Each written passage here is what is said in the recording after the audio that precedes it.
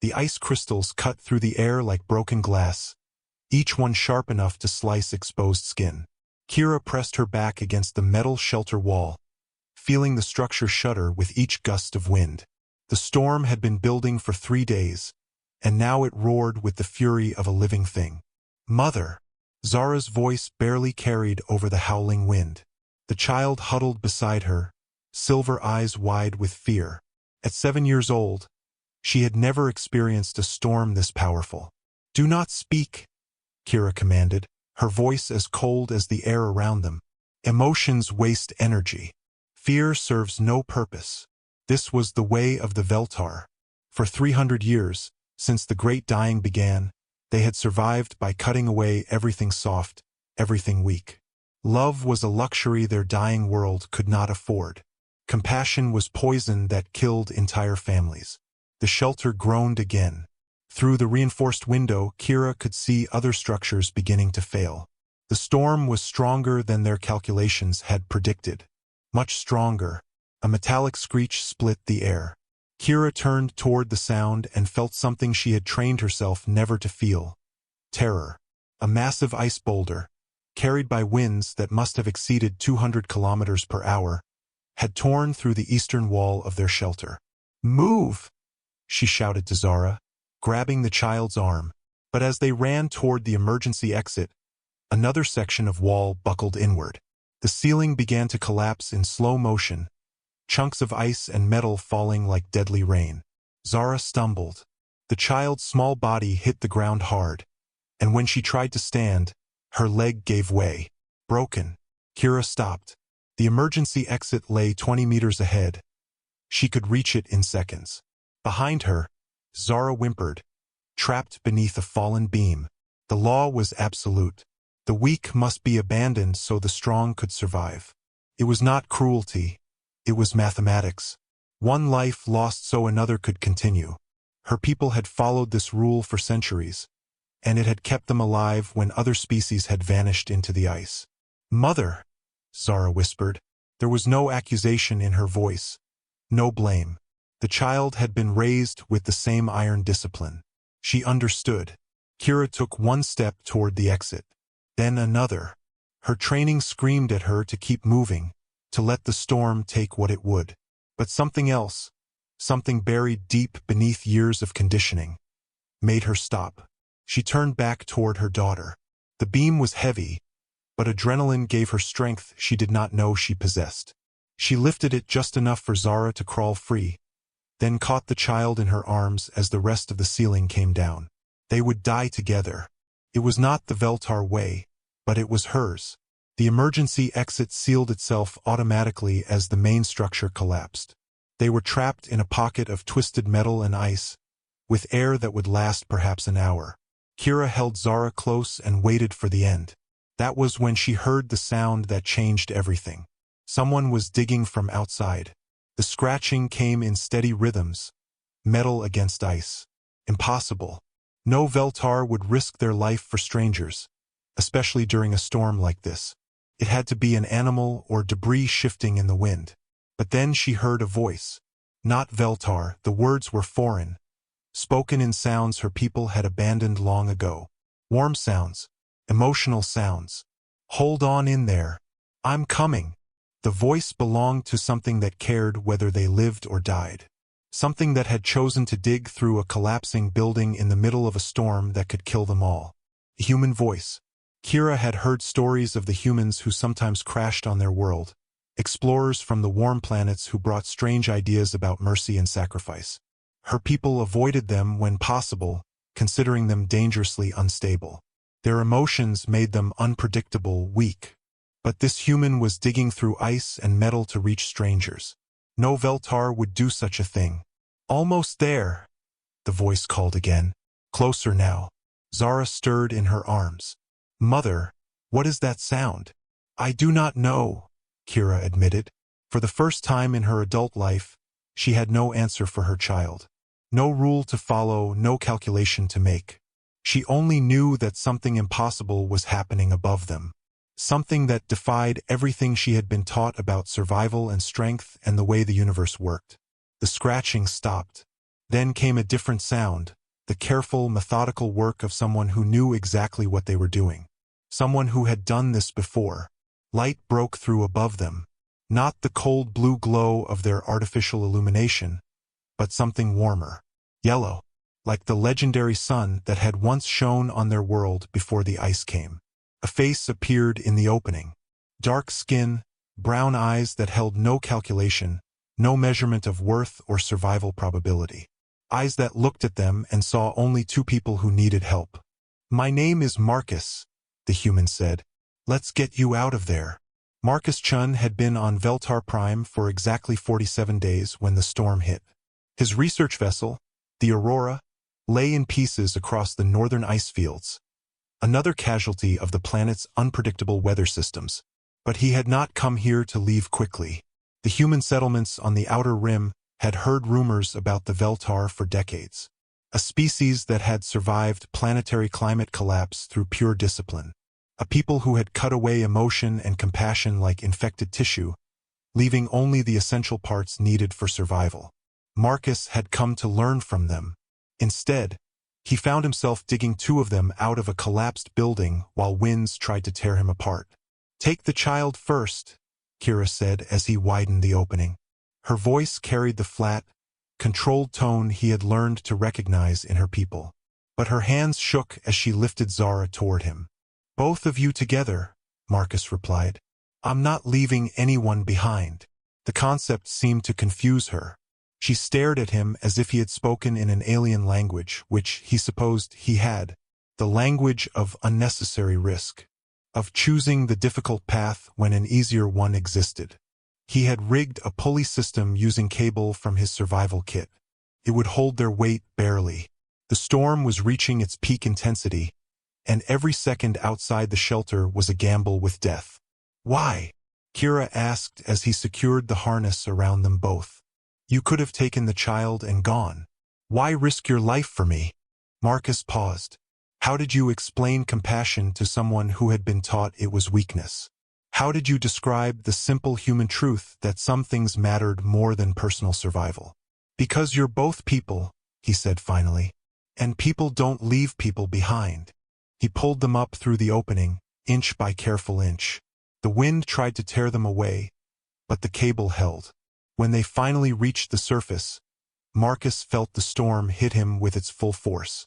Ice fragments cut his face, and the cold burned his lungs with every breath.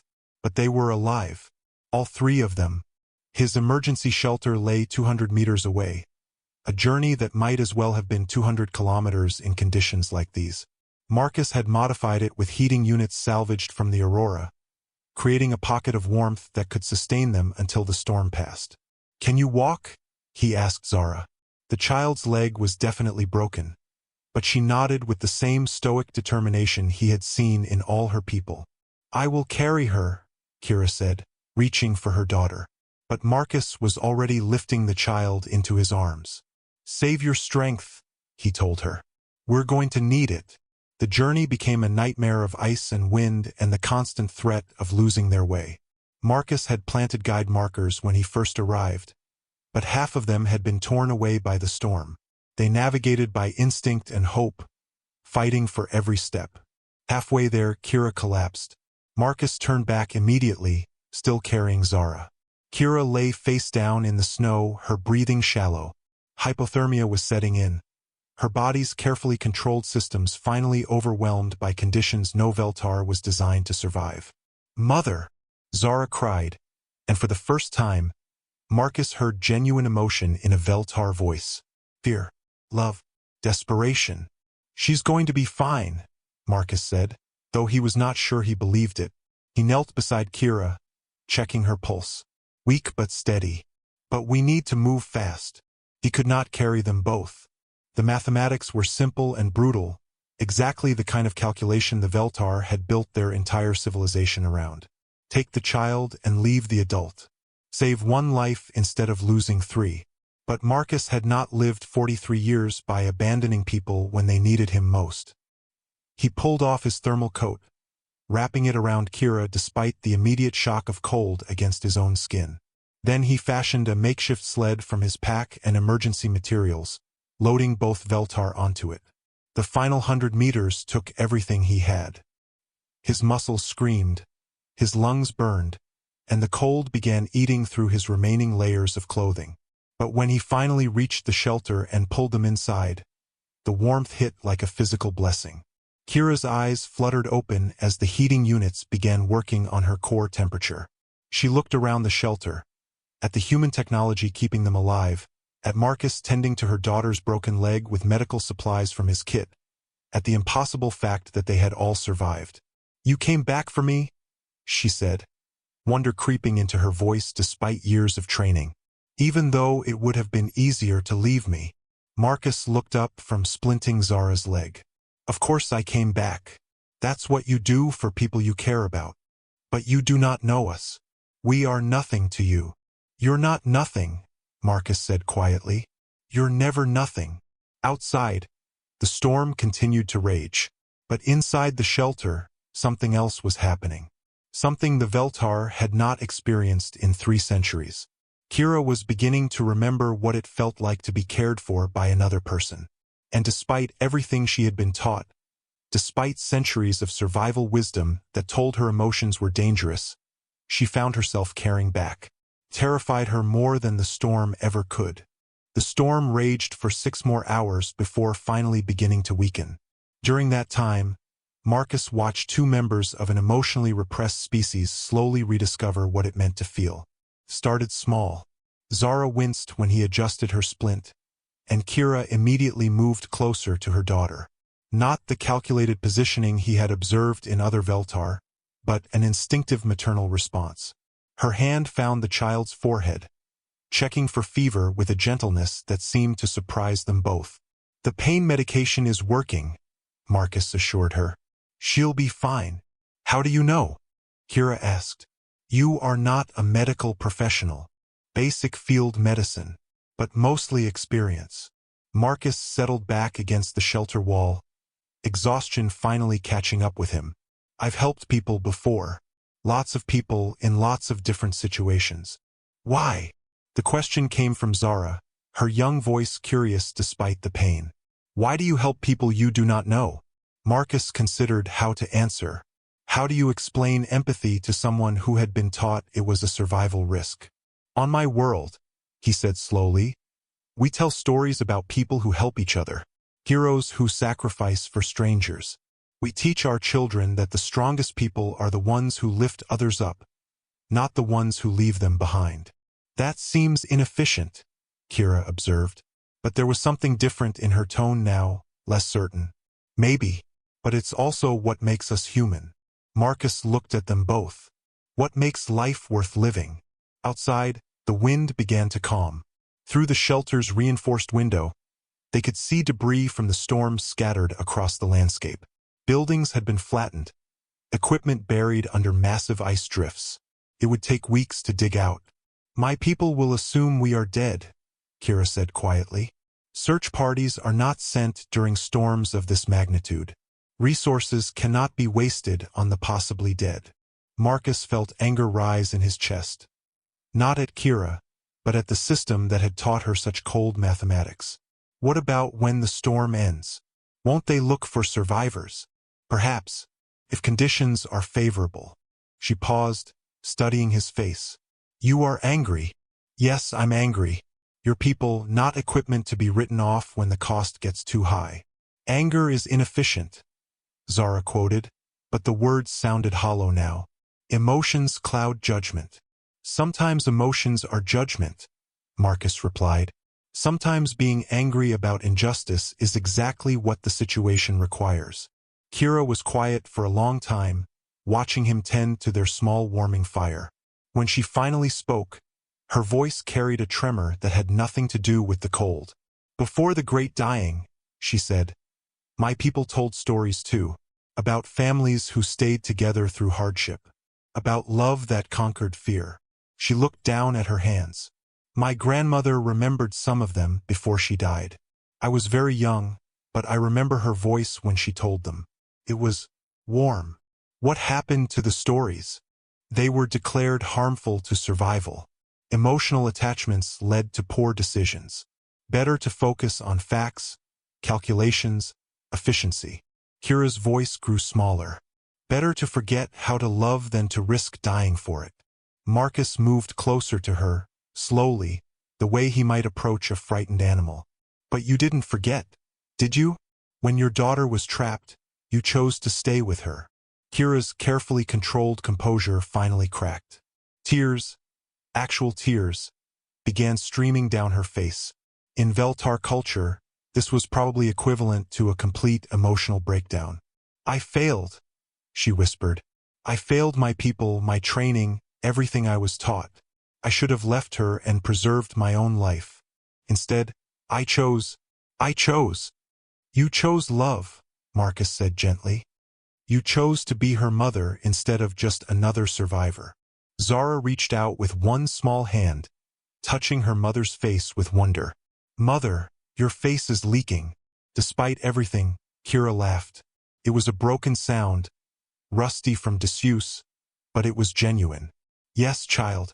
It seems my face is leaking. Is it painful? No, Kira said, and her voice held amazement. It is not painful at all. The communication device on Marcus's belt crackled to life. He had been trying to reach the Aurora's emergency beacon for days, hoping some part of his ship's systems had survived the crash. This is Chun, he said into the device. Anyone out there? Static filled the shelter for several seconds. Then, impossibly, a voice responded. Marcus?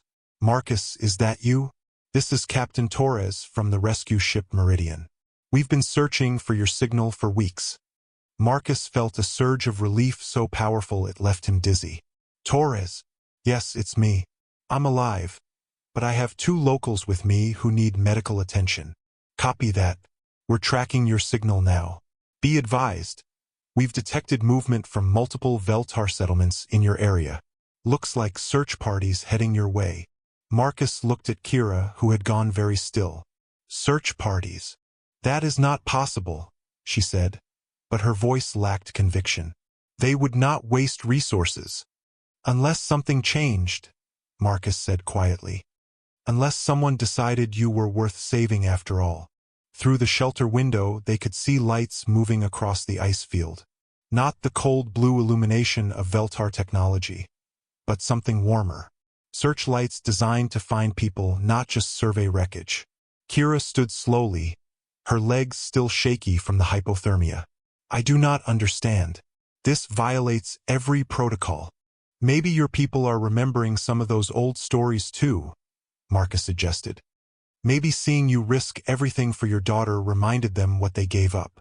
The lights were getting closer now, accompanied by the sound of vehicles moving across the ice. Multiple vehicles, suggesting a major search operation. Something fundamental was changing on Veltar Prime, and it had started with one mother choosing love over law, and one human refusing to leave anyone behind. The storm raged for 6 more hours before finally beginning to weaken. During that time, Marcus watched 2 members of an emotionally repressed species slowly rediscover what it meant to feel. Started small. Zara winced when he adjusted her splint, and Kira immediately moved closer to her daughter. Not the calculated positioning he had observed in other Veltar, but an instinctive maternal response. Her hand found the child's forehead, checking for fever with a gentleness that seemed to surprise them both. The pain medication is working, Marcus assured her. She'll be fine.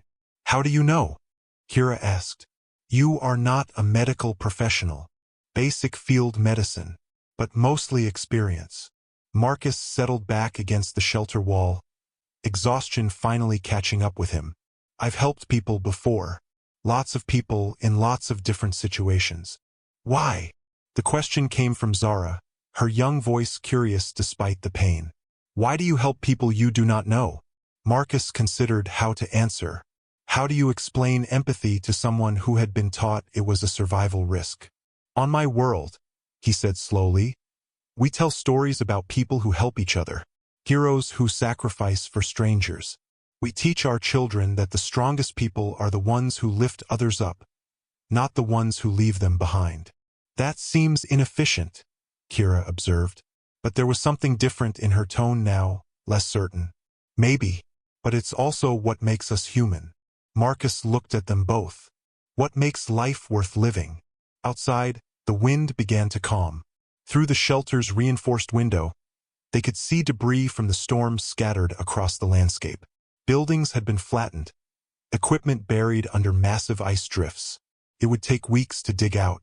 My people will assume we are dead, Kira said quietly.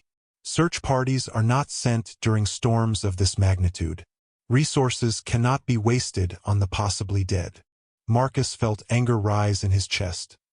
Not at Kira, but at the system that had taught her such cold mathematics. What about when the storm ends? Won't they look for survivors? Perhaps, if conditions are favorable.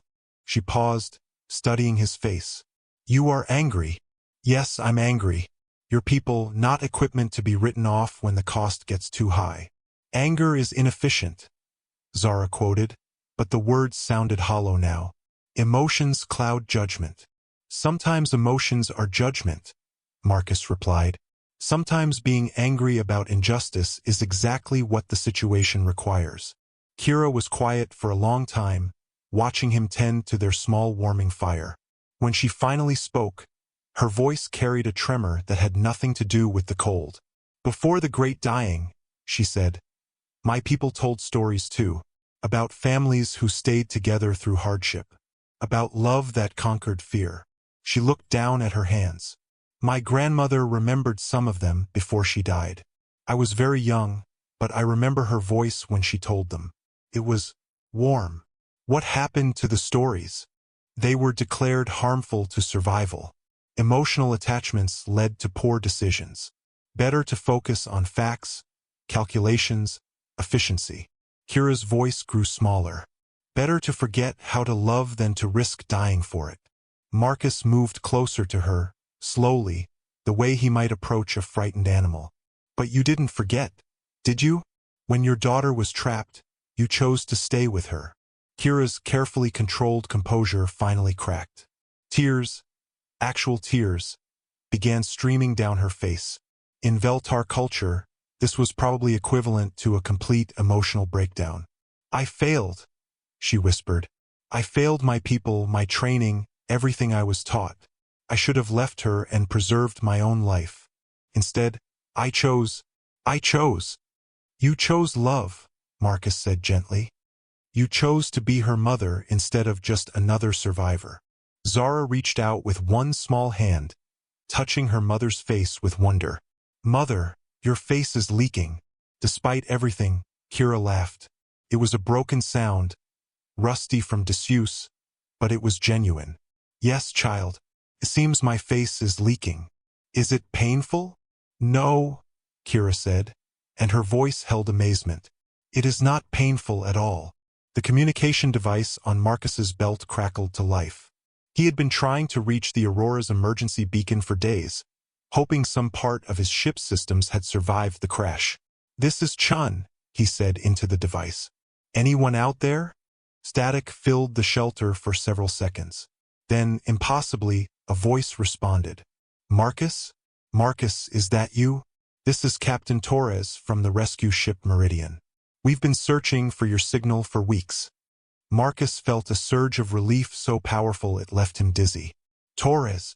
Yes, it's me. I'm alive, but I have 2 locals with me who need medical attention. Copy that. We're tracking your signal now. Be advised. We've detected movement from multiple Veltar settlements in your area. Looks like search parties heading your way. Marcus looked at Kira, who had gone very still. Search parties. That is not possible, she said, but her voice lacked conviction. They would not waste resources. Unless something changed, Marcus said quietly. Unless someone decided you were worth saving after all. Through the shelter window, they could see lights moving across the ice field. Not the cold blue illumination of Veltar technology, but something warmer. Searchlights designed to find people, not just survey wreckage. Kira stood slowly, her legs still shaky from the hypothermia. I do not understand. This violates every protocol. Maybe your people are remembering some of those old stories too, Marcus suggested. Maybe seeing you risk everything for your daughter reminded them what they gave up. The lights were getting closer now, accompanied by the sound of vehicles moving across the ice. Multiple vehicles, suggesting a major search operation. Something fundamental was changing on Veltar Prime, and it had started with one mother choosing love over law, and one human refusing to leave anyone behind. The search party that reached them consisted of 12 Veltar riding vehicles Marcus had never seen before, sleek machines that moved across the ice like living things, their bodies generating heat trails in the frigid air. Leading them was an older male whose silver hair marked him as one of their elders. Kira stiffened as he approached the shelter. "Commander Thane," she said, her voice returning to its controlled monotone. "I did not expect. You did not expect us to search for our own people?" Thane's voice carried something Marcus had never heard from a Veltar before, mild reproach. "Perhaps our priorities have been too narrow." Thane entered the shelter and immediately noticed the human medical supplies, the modified heating system, the clear evidence that Marcus had saved 2 lives at considerable risk to his own. His pale eyes studied Marcus with an intensity that felt like being dissected. "You are the human from the crashed vessel," he said. It was not a question. "Marcus Chen, xenobiologist from the Terran Research Division," Marcus replied. "I'm grateful you found us. We did not find you.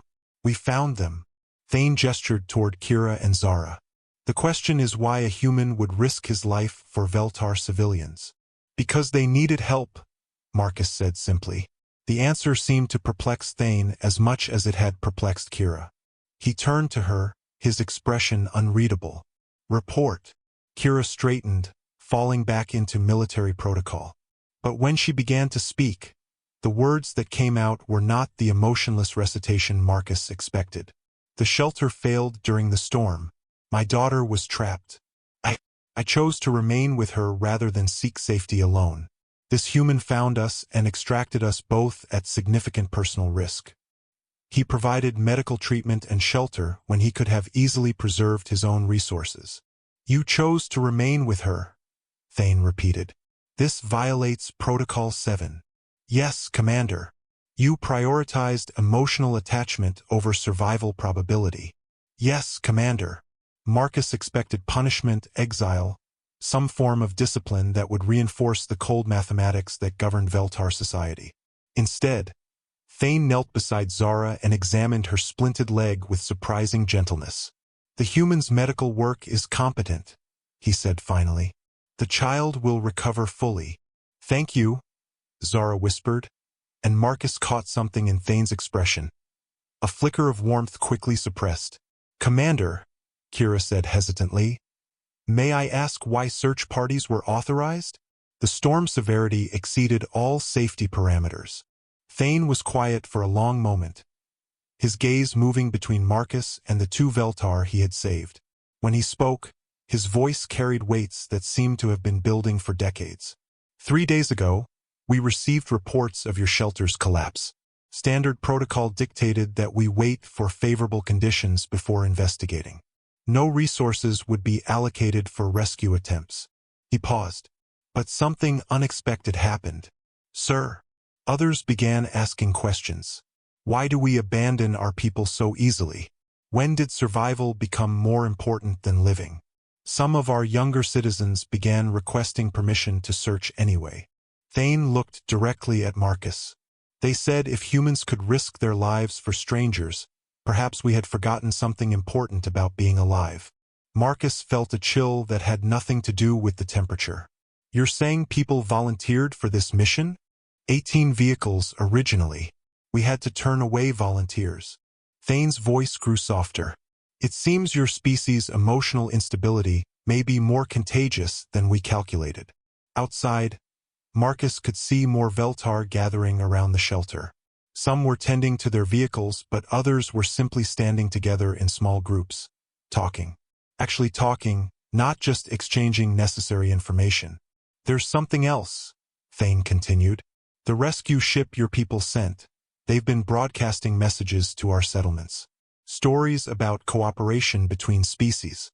Examples of humans and other races working together, sacrificing for each other." He studied Marcus carefully. Your Captain Torres requested permission to establish a permanent research station here. A joint operation. Marcus had not expected that. The Terran Research Division usually studied species from a distance, minimizing cultural contamination. Joint operation?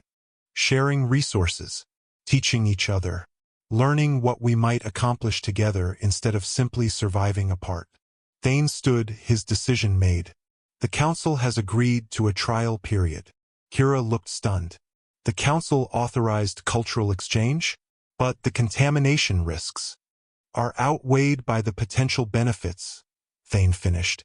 We have survived for 3 centuries by cutting away everything that made survival difficult. But this human showed us something we had forgotten, that some things are worth more than mere survival. Through the shelter window, Marcus could see the rescue ship Meridian beginning its descent through the thinning clouds. But he also saw something else that made his breath catch. Veltar children were running across the ice toward the landing site, not walking with controlled efficiency, but actually running, their faces bright with curiosity and excitement. Behind them, adults followed at a more measured pace, but Marcus could see the same spark in their eyes. An entire species was beginning to remember how to feel. What happens now? Marcus asked. Thane looked at Kira, who was holding her daughter close, tears still flowing down her face without shame. Now we learn what we gave up, he said quietly. And we decide whether survival without compassion is really survival at all. The landing thrusters of the Meridian lit up the ice field like a second sun, warm and bright and full of promise. And for the first time in 300 years, the Veltar looked up at that light and smiled. 6 months after the storm, Marcus stood in the observation deck of the newly constructed research station, watching Veltar and human children play together in the enclosed courtyard below. The sound of laughter drifted through the ventilation system, a sound that would have been impossible on this planet just half a year ago. Zara moved among them easily despite the slight limp that remained from her broken leg. She had become something of a celebrity among both species, the child whose rescue had sparked a revolution of empathy. But she wore the attention lightly, more interested in teaching human children how to build ice sculptures than in discussing her role in history. She adapts quickly, Kira said, joining Marcus at the window. Her transformation had been the most dramatic of all. The rigid military bearing had softened into something more natural, and she smiled now, actually smiled, when she spoke about her daughter. Children always do, Marcus replied. It's the adults who struggle with change. Some adults. Kira looked down at the courtyard where Commander Thane was attempting to learn a human game that involved throwing balls through elevated hoops. His technique was methodical and precise, but his face showed genuine enjoyment. Others discover that emotions are not as dangerous as they were taught. The research station had become more than either species had expected. What began as a simple cultural exchange had evolved into something unprecedented, a true partnership. Veltar efficiency combined with human creativity was producing innovations neither group could have achieved alone. The terraforming project is ahead of schedule, Marcus said, referencing the data tablet in his hands. Your people's atmospheric processors combined with our bioengineering techniques. We might actually be able to reverse some of the climate damage. And if we succeed, if we bring warmth back to this world. Marcus turned to look at her. What do you think will happen? Kira was quiet for a moment, considering. I think my people will have to decide who they want to become. The survivors who cut away their hearts to endure the cold, or the people who chose to feel despite the risk. She smiled, and the expression transformed her entire face. I know which one I choose. A chime from Marcus's communication device interrupted them. Captain Torres's voice filled the observation deck. All station personnel, we have an incoming message from the Veltar Council. They're requesting a full assembly in Conference Room Alpha. Marcus and Kira exchanged glances. The council had been largely supportive of the research station, but they remained cautious about rapid cultural changes. A formal assembly suggested something significant. They made their way to the conference room, joining representatives from both species. The large display screen activated, showing the 5 members of the Veltar Council seated in their traditional chamber. But something was different about their arrangement. Instead of the rigid formal positioning Marcus had seen before, they sat in a more relaxed circle. Council leader Nerith spoke first. Citizens of the research station, we convene today to discuss the future of our cooperation. Marcus felt his stomach tighten. Had they decided the changes were too risky? Were they shutting down the project? 6 months ago, Nerith continued, we authorized this exchange as an experiment. We wanted to determine whether emotional engagement could coexist with practical survival. She paused, and Marcus was amazed to see something that looked almost like a smile cross her face. The results have exceeded all expectations. The display shifted to show statistical data, charts and graphs that would have made any researcher proud. Productivity in stations with human-Veltar cooperation has increased by 47%. Innovation rates have tripled. Most remarkably, psychological wellness indicators among our people have shown improvement we have not seen in over 2 centuries. Another council member, Elder Vex, leaned forward. But the most significant change cannot be measured in statistics. Our people are happier. They form bonds with colleagues. They create art. They play with their children instead of simply training them for survival. Yesterday, added Counselor Yara, a group of our young engineers approached us with a proposal. They want to compose what they called a song of gratitude for the humans who taught them to feel again. They asked if they could perform it for the entire colony. Marcus felt tears prick his eyes. Music had been one of the first casualties of the Veltar's emotional suppression. If they were rediscovering song, the council has reached a decision, Nerith announced. We are formally requesting that the research station become a permanent installation.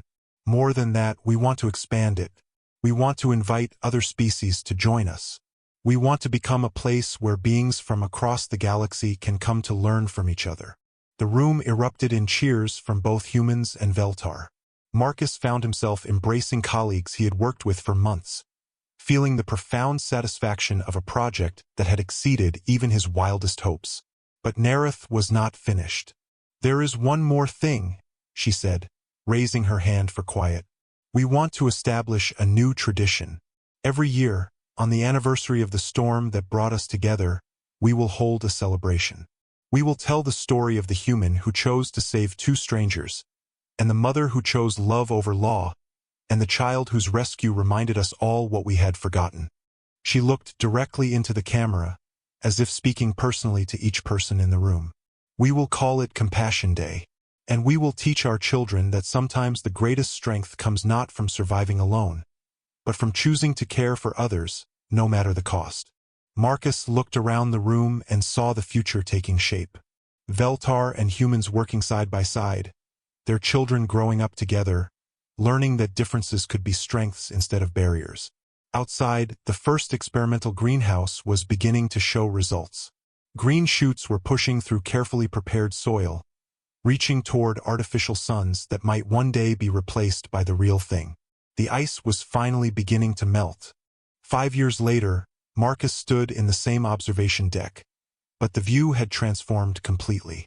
Where once there had been endless ice fields, now gardens stretched toward the horizon. The terraforming project had succeeded beyond their wildest projections, and Veltar Prime was beginning to bloom. Below him, the courtyard buzzed with activity as preparations continued for the 5th annual Compassion Day celebration. Representatives from 17 different species had arrived for the festival, turning the research station into a miniature galactic embassy. Dr. Chun? A young voice called behind him. Marcus turned to find Zara, now 12 years old and serving as a student ambassador for the interspecies exchange program. She had grown tall and confident, moving with the easy grace of someone who had never known a world without cooperation and friendship. Hello, Zara. Are you ready for your presentation tomorrow? She grinned, an expression that would have been impossible for a Veltar child just 5 years ago. I think so, though I'm still not sure why everyone wants to hear my version of the story. I was just a kid with a broken leg. You were the reason everything changed, Marcus said gently. Your mother's choice to stay with you, my choice to dig you both out. None of it would have mattered if you hadn't been worth saving. Everyone is worth saving, Zara replied with the casual certainty of someone who had grown up believing it was true. That's what makes us stronger together. The sound of music drifted up from the courtyard, a Veltar composition being performed by a mixed choir of children from 6 different worlds. The melody was complex and beautiful, weaving together harmonies that no single species could have created alone. "Where's your mother?" Marcus asked, leading the final planning committee meeting. She said something about emotional humans who keep adding last-minute additions to the program. Zara's eyes sparkled with mischief. "I think she enjoys complaining about it." Marcus laughed. Kira had indeed found her calling as coordinator of interspecies relations, though she still occasionally reverted to her old efficiency-focused mindset when projects got too chaotic. The combination of Veltar organization and human enthusiasm had created something entirely new, a bureaucracy that actually worked because it cared about the people it served. "Dr. Chun," another voice called.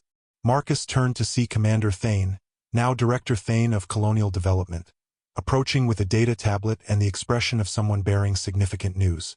"Director," Marcus acknowledged, "you look like you have something important to share."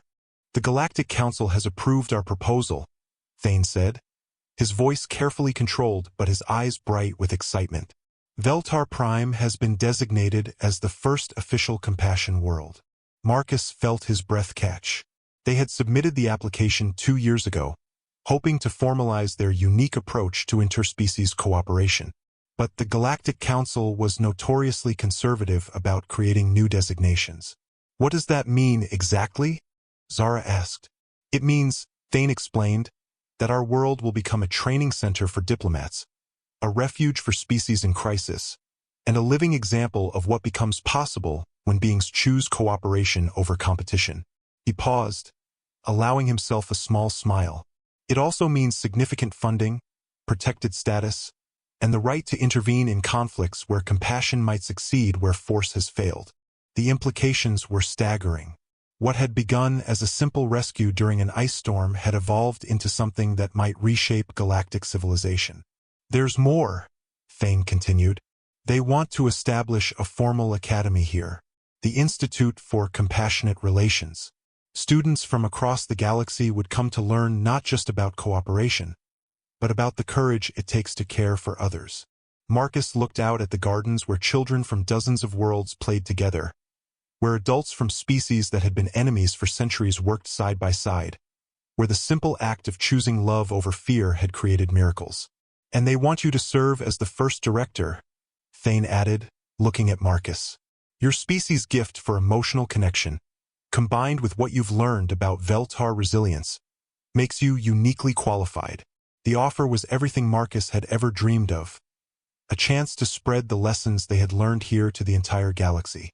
But it would mean leaving the world that had become his home, the people who had become his family. "I'm honored," he said slowly, "but I think there might be a better choice." He looked at Zara, who was listening with the intensity of someone far older than her 12 years. The first generation of children who grew up in both cultures, who never knew a time when different species couldn't be friends. They're the ones who really understand what we've built here. "You want me to run a galactic academy?" Zara asked, her voice somewhere between terrified and thrilled. "Not now," Marcus laughed. "But in 10 years, when you've finished your education and had time to travel and learn from other worlds. I think you'd be perfect." Thane nodded slowly. "A director who represents the future rather than the past. Someone who embodies the values we're trying to teach rather than simply studying them." He looked at Zara with something approaching awe. The council would find that compelling. As the sun set over the transformed landscape of Veltar Prime, Marcus felt a deep satisfaction settle in his chest. Tomorrow would bring the 5th Compassion Day celebration, with speeches and demonstrations and formal presentations about interspecies cooperation. But tonight, he was content to stand in the observation deck and watch children play in gardens that had once been frozen wasteland, listening to music that proved harmony was possible between any beings willing to try. The ice storm that had brought them together was long over, but its legacy lived on in every friendship formed across species lines, every act of kindness that chose connection over isolation, every moment when someone decided that caring for others was worth the risk. As Marcus watched the preparations continue below, he noticed Kira emerge from the administrative building, her posture showing the familiar signs of someone who had spent too many hours negotiating with enthusiastic volunteers. She looked up at the observation deck, spotted him, and raised one hand in a gesture that had become their private signal, a reminder of the day when choosing to reach out had changed everything. "Dr. Chan," Zara said quietly, "can I ask you something?" "Of course. Do you ever wonder what would have happened if you hadn't heard us that day? If you had been somewhere else when the storm hit?" Marcus considered the question seriously. It was something he had thought about often during quiet moments. The random chance that had put him in the right place at the right time to hear the sound of a collapsing building, the split-second decision that had changed the trajectory of an entire civilization. "I think," he said finally, "that compassion finds a way. Maybe it wouldn't have been me or that particular storm or your family. But somewhere, somehow, people would have remembered that caring for each other is what makes life worth living." "You really believe that?" "I have to," Marcus replied, looking out at the evidence of transformation that surrounded them. "Because the alternative, believing that kindness is just accident, that love is just coincidence, that would make everything we've built here meaningless." Zara nodded, absorbing this with the seriousness she brought to all philosophical discussions. At 12, she was already showing signs of the thoughtful leadership that made Marcus confident in his suggestion about her future role. "There's something I want to show you," she said, pulling a small device from her pocket. "I've been working on it for Compassion Day." The device projected a holographic display, a three-dimensional map of the galaxy with bright points of light scattered across it. As Marcus watched, he realized each point represented a world where the principles they had developed on Veltar Prime were being implemented. 47 worlds, Zara said proudly, all of them using cooperative models based on what we learned here. The Andraki system just established their first interspecies medical exchange. The Seorithian colonies are implementing what they call Veltar protocols for disaster response. No one gets left behind, everyone gets saved. Marcus stared at the display, overwhelmed by the scope of what they had unknowingly started. "How did you get this data?" "I've been corresponding with young people on all these worlds. Kids like me who grew up believing that different species could be friends, that helping strangers was normal, that choosing love was always the right answer." She manipulated the display, zooming in on specific systems. "They're teaching their parents, convincing their leaders, changing their societies from the inside out." "A children's revolution," Marcus murmured. "The best kind," Zara said with a grin. "Adults make everything so complicated. Kids just see that being kind feels better than being scared." The hologram shifted again, showing projected growth patterns. If the trends continued within a generation, the majority of inhabited worlds would have some form of compassion-based governance. "Zara, this is incredible. But more than that, it's proof that you're exactly the right person to lead the academy when you're ready." "Maybe," she said, deactivating the display. "But first I want to finish growing up here, learning from everyone who made this possible." She looked at him seriously. "Including you. So you can't leave for the academy either, not yet. We still need our teachers." Marcus felt a warmth spread through his chest that had nothing to do with the heating systems. "I wasn't planning on going anywhere." "Good. Because tomorrow, during the ceremony, I'm going to tell everyone about the galactic map. I want them to know that the choice you made in that storm didn't just save 2 people. It started something that's transforming the entire galaxy." As if summoned by their conversation, Kira appeared in the observation deck, carrying a steaming cup of the hybrid tea that had become popular throughout the station, a blend of human herbs and Veltar minerals that somehow tasted like home to everyone who tried it. "The committees have finally agreed on the final program," she announced, settling beside them at the viewing window. "Though I still think 18 different musical performances might be excessive." "It's a celebration," Marcus reminded her. "Excessive is the point." "So the human perspective would suggest," Kira replied, but her tone held affection rather than criticism.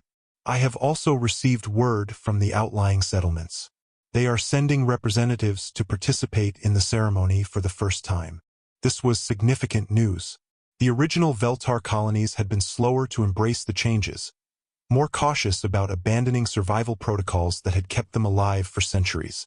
Their participation represented a crucial step toward planet-wide transformation. What changed their minds? Marcus asked. The children, Kira said simply. Young Veltar who had visited the station returned to their communities with stories about cooperation and friendship. They began asking why their settlements could not have the same warmth, the same joy. She paused, sipping her tea. It seems the revolution truly is generational. Speaking of which, Zara interjected, show her the map. Marcus watched Kira's face as Zara explained her galactic research project, saw the amazement and pride that crossed her features as she realized the scope of her daughter's work. 47 worlds, Kira repeated softly. All because one human refused to leave two strangers behind.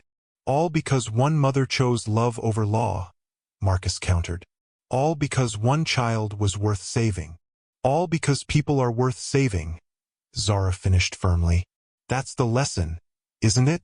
Not that some individuals are heroes, but that everyone has the capacity for heroism when they choose compassion over fear. The three of them stood together in comfortable silence, watching the final preparations for tomorrow's celebration. In the distance, the greenhouse domes glowed with warm light, their contained ecosystems thriving under the care of botanists from a dozen different worlds. Construction crews were putting finishing touches on the new residential complex that would house the academy students. Transport ships continued to arrive, bringing visitors who wanted to witness the anniversary of the day everything changed.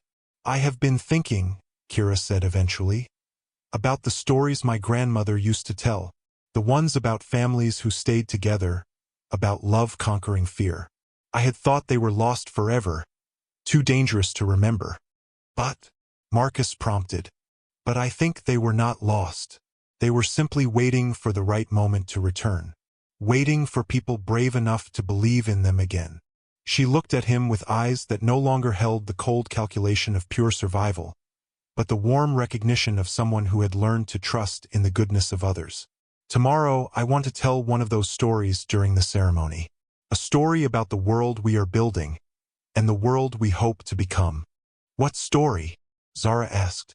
Kira smiled, and in that expression, Marcus could see traces of the grandmother who had risked everything to preserve hope in the form of forbidden tales. A story about strangers who became family, she said. About a storm that brought people together instead of driving them apart. About the discovery that the strongest foundation for any civilization is not fear of death, but love of life. As the artificial stars began to twinkle in the station's evening simulation, Marcus realized that this was how legends were truly born. Not in grand gestures or dramatic proclamations, but in quiet moments when ordinary people chose to care for each other, creating ripples of kindness that spread across the galaxy like light from distant suns. Tomorrow would mark 5 years since a simple act of compassion had changed everything.